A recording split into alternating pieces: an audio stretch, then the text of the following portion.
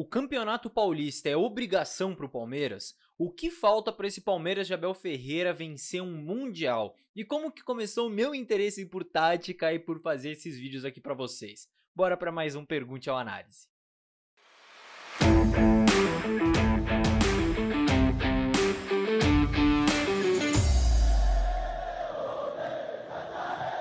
Salve, salve você que acompanha a Análise Verdão aqui no YouTube. Meu nome é Leonardo Suzuki e bora lá para mais um Pergunte ao Análise, né? Semaninha sem Palmeiras, né? Melhor momento pra gente chegar aqui e fazer aquela nossa resenha, onde eu posso falar mais livremente com vocês sobre alguns assuntos bem legais e responder vocês diretamente as perguntas que vocês fazem nos comentários sempre do quadro do Pergunte ao Análise. Essa já é a terceira edição, estou adorando que vocês gostaram da ideia, porque eu estou adorando fazer esses vídeos também, gosto muito, então vamos lá, sem mais delongas, já peço para você se inscrever para não perder os próximos, tá? Se você já assistiu e ainda não está inscrito, por favor, se inscreva e sem enrolação, bora responder vocês. E a primeira já é uma pergunta muito pertinente do Newton. Ele pergunta como o Abel vai fazer para sair desse 100% obrigação do nosso bicampeonato paulista, né? Que é um assunto que tem sido muito falado. E aí, virou obrigação? Vai ser vexame se o Palmeiras não for campeão em cima da Água Santa? Esse é um assunto legal e é importante, porque eu acho que o Abel falou uma coisa muito importante na última coletiva, na coletiva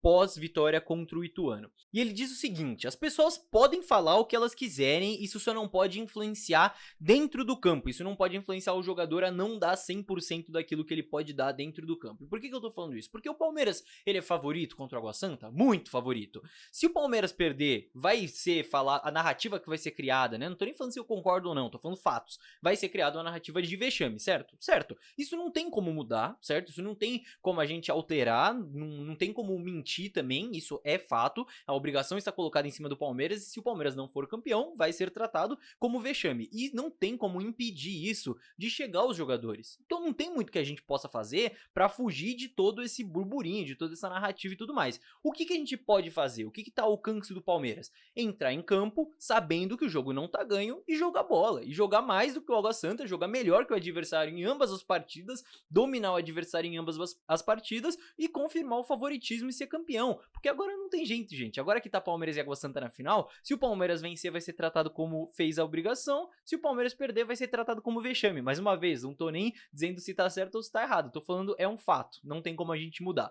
O que tá ao nosso alcance? Entrar lá, dar o 100% que o Abel falou na última coletiva e vencer esse campeonato. Bora pra próxima. O Renan Hugo pergunta se o Fabinho merece mais chances e eu quis separar essa pergunta aqui porque o Fabinho, na minha visão, entrou muito bem contra o Ituano na última partida e eu acho que é um assunto legal da gente falar e eu não nem preciso me alongar muito. Eu vou dizer o seguinte: eu não gosto de usar a palavra merecimento porque quem pode dizer se a pessoa merece ou não jogar é quem tá ali no dia a dia, vendo os treinos, como o jogador tá treinando, né, e tudo mais. Quem pode dizer ou não é comissão técnica, é o staff do clube, é quem tá trabalhando ali no dia a dia. Porém, eu acho que a tendência é sim o Fabinho ganhar cada vez mais minutos. Por quê? Primeiro porque o Abel falou também na última coletiva que o Fabinho é o camisa 5 reserva do Palmeiras. O titular é o Zé Rafael, o reserva imediato é o Fabinho. Então isso já coloca ele numa prateleira de ser um cara que vai ganhar minutos fatalmente. E segundo, ele tá entrando bem, ele entrou bem contra o Ituano, o Abel falou que ele tá falando que pode confiar nele, então acho que isso ganha uns pontinhos também com o Abel, esse já é um segundo ponto importante, que ele tá entrando bem, e terceiro, vai vir maratona de jogos aí pela frente, em março aí, claro, o Palmeiras tá bem tranquilo, mas em abril a gente tem as finais do Paulistão, a gente tem início do Brasileirão, a gente tem início da Copa do Brasil, a gente tem início da Libertadores, se eu não me engano são 9 jogos em 28 dias, portanto, meus amigos, vai precisar do elenco inteiro, vai precisar do Fabinho e eu torço pra ele manter esse rendimento excelente, seria um baita reforço aí pra sequência do ano. E já que a gente tá falando em volante, eu separei duas perguntas aqui que são meio semelhantes. O Rael, ele pergunta se o Bruno Henrique cairia bem nesse Palmeiras, né? O Bruno Henrique, ex-volante do Palmeiras. E o João Vitor pergunta se o Tietê renderia nesse Palmeiras do Abel Ferreira. Então, duas perguntas aí meio fantasia sobre ex-volantes do Palmeiras, né? E eu vou responder as duas de uma vez, porque pra mim a resposta é a mesma pros dois. No auge deles aqui, então se a gente pega o Tietê de 2016 e o Bruno Henrique ali de 2018, acredito que tenha sido o auge dele no Palmeiras, esses dois jogadores daquelas épocas eu acho que cairiam bem sim, ajudariam esse Palmeiras do Abel Ferreira até pela falta de volantes que tem aí no elenco desde a saída do Danilo e tudo mais. Porém, hoje, acho que não. Acho que hoje o Tietchan não é um jogador mais da prateleira que o Palmeiras precisa. E o Bruno Henrique, eu vou ser sincero, não acompanho ele desde que ele saiu do Brasil, né? Então não poderia dizer com propriedade. Mas eu acho que a resposta é essa. Hoje não, mas se a gente for pensar no melhor Tietchan e no melhor Bruno Henrique, aí tudo bem. A pergunta agora é do Pedro Henrique, é legal, ó. Sabemos que precisamos de volante camisa 5. Em tese seria a dupla do Zé Rafael, mas o menino tá com um bom começo de temporada e o Veiga precisa de alguém pra ter como reserva, né? Pra revezar com o Veiga. Ele pergunta se um menino pode ser esse reserva imediato do Rafael Veiga, e é uma questão interessante. Por quê? O menino e o Veiga, hoje, eles jogam em funções um pouco semelhantes, né? Em faixas do campo um pouco semelhantes, porque o Zé Rafael, ele é esse camisa 5 que quando o Palmeiras tem a bola, ajuda a fazer a saída de 3, e o menino se manda pra jogar nas costas dos volantes, né? Pra ser meio que um Veiga mais pendendo pro lado direito e o Veiga pendendo um pouco mais pelo lado esquerdo, né? Pra dar esse apoio pros pontas ali de ambos os lados. Então, eles ocupam faixas de campo parecidas nesse momento com bola, mas é claro que tem diferenças, porque o Veiga é o 10, o menino é o 8, né? O Veiga, ele já parte daquela posição e tem aquela liberdade pra flutuar nas costas dos volantes, e o menino, ele sai de uma posição de volante e dá esses passos aí pra frente pra ocupar as costas do meio campo adversário. Então, tem diferenças nesse sentido. Não é a mesma coisa, e eu não acho que não seria um mundo ideal ter o menino como reserva do Veiga. Mas, diante do contexto, se a gente for pensar no elenco do Palmeiras, eu não acho que é a pior das opções não, viu? Em um jogo que não puder jogar o Veiga, por exemplo, jogar o menino de 10, o Zé Rafael voltando a ser 8, e aí ter o Fabinho de 5, ou esse volante que vai ser contratado de 5. Enfim, acho que o ideal seria ter mais alguém ali, mas o reserva imediato do Veiga hoje é o John, o Tabata lesionou, ele poderia ser esse cara. Então, diante das dificuldades, eu acho que não é uma opção para se descartar não. Como eu falei, tem maratona de jogos aí pela frente e talvez o Abel acabe abraçando essa ideia se necessário. A pergunta agora do Álvaro Afonso não tem a ver com o Palmeiras, tem a ver com o canal Análise Verdão. Ele pergunta qual a composição da equipe do Análise, quantas pessoas estão atualmente no projeto e se todos entendem de análise de futebol. Enfim, achei legal separar essa pergunta porque é uma coisa que eu não falo aqui geralmente, né? Então vamos lá. A equipe do Análise Verdão hoje é um assunto legal de falar porque muita gente acha que sou só eu, porque eu apareço mais aqui nos vídeos, então tem gente que assiste o canal que acha que sou só eu no canal. Mas não, o Análise Verdão hoje ele tem podcast pós-jogo depois de todas as partidas do Palmeiras, então tem uma equipe que faz isso pra gravar, pra editar. Tem a equipe de redes sociais que cuida de Twitter, de Instagram, de TikTok, de todas as redes sociais que vocês podem imaginar. Tem uma equipe voltada só para a cobertura do futebol feminino nas redes sociais e em podcast também. Tem uma equipe que me ajuda a fazer as análises de adversários, de contratações, etc. E tem aqui o canal no YouTube. Então olha só como eu sou só o final do projeto, né? Eu só tô colocando minha cara aqui, claro que eu ajudo nos outros pontos também, mas tem muita gente ajudando aqui. Então hoje o Análise Verdão é um grupo de 20 pessoas, né, que ajuda a cuidar de todos esses braços aí do projeto. Então, não sou só eu, e sim, somos todos apaixonados por futebol, por tática e por Palmeiras. Seguindo essa linha um pouco pessoal, digamos assim, o Kemenson pergunta como eu me tornei palmeirense e como eu me interessei por tática no futebol. Vamos lá, né? Como eu me tornei palmeirense, né, bem clichê, família. Meu pai, 100%, foi herança e foi a melhor herança que eu poderia receber. Me tornei palmeirense por causa da família. E como eu me interessei por tática é uma coisa que vocês já me perguntaram aqui nos comentários. O legal desse quadro é que eu tenho oportunidade de conversar sobre esses assuntos também com vocês. E tática era uma coisa que eu tinha interesse. No momento que eu entrei no Análise Verdão, eu acompanhava a página do Análise Verdão, né? Eu entro no Análise Verdão em 2019, o projeto existe desde 2016, então eu entro com interesse, mas com pouco conhecimento de fato, eu era mais um interessado mesmo. E aí quando eu entro no Análise Verdão, eu começo a aprender de fato, porque aqui no projeto, rapaziada, eu falei, são 20 pessoas, a gente gosta muito de trocar ideia sobre futebol, de trocar conhecimento. A gente tem no Análise Verdão pessoas que são mais da comunicação, pessoas que são mais da educação física, do estudo do esporte em si, então a gente troca muito ideia diariamente, troca referências, troca livros, troca, enfim, tudo que vocês podem imaginar. Então eu aprendi muito aqui dentro do projeto com as outras pessoas, trocando ideia, enfim, muita gente pergunta também se eu fiz curso e tudo mais. Por enquanto não, foi só muito estudo, muita leitura, muito jogo assistido, né? Mas eu ainda quero me formar nisso também, né? Eu sou formado em jornalismo, mas ainda quero me profissionalizar, digamos assim, nessa área da análise, porque é uma coisa que eu gosto bastante. Quem sabe aí no futuro. Bom, bora voltar a falar de Palmeiras, né? É pra isso que vocês clicam no vídeo pra assistir. O Thales, ele mandou essa mensagem que é grande aí, não preciso ler inteira, porque ele pergunta o que eu acho do Mike, o que eu penso do Mike. Agradeço aí o elogio também. Muito obrigado, meu querido Thales.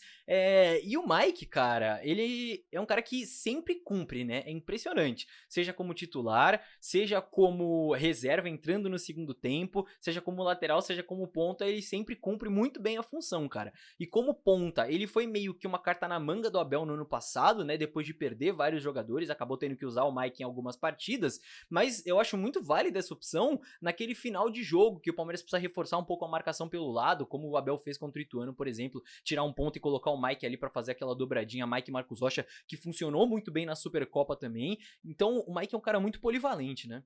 E falando na lateral, né, propriamente dizendo, pela idade do Mike e a idade do Marcos Rocha, eu acredito que a tendência é, aos poucos, o Mike ir pegando essa vaga aí de titular. Não é uma coisa que vai acontecer da noite pro dia, eu sei que muita gente pede isso, mas o Abel não vai colocar o Marcos Rocha no banco de um jogo pro outro, não é assim que funciona, mas eu acho que a tendência é sim o Mike ir pegando essa vaga aos poucos. Mas hoje, pelo menos, o Mike é um dos poucos reservas ali que entre a gente tem total confiança de que vai cumprir muito bem.